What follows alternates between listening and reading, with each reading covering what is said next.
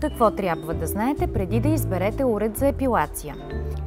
Първо, трябва да решите от какъв вид епилация имате нужда – трайна или обикновена. За първия вид се използва фотоепилатор, а за втория – епилатор. Второ, ако изберете трайното обезкосмяване, трябва да се информирате за характеристиките на фотоепилаторите. Най-важната от тях е броят на светлинните импулси.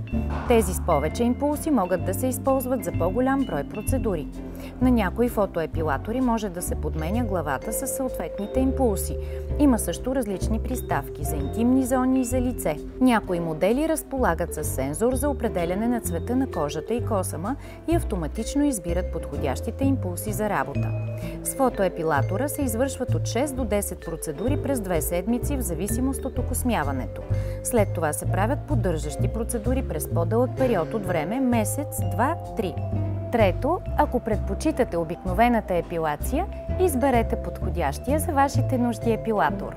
Някои епилатори имат различни приставки за интимни зони и подмишници, за повдигане на косъмчето, бръснеща глава, приставка за ексфолиране.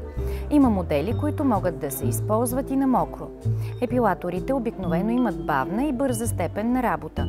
Бавните настройки за скорост могат да се използват за по-чувствителните части на тялото, като интимна зона и подмишници. За да изберете лесно най-подходящия за вашите нужди уред за епилация, елате на място в Хипермаркет и Технополис, за да получите ценните съвети на продавач-консултантите.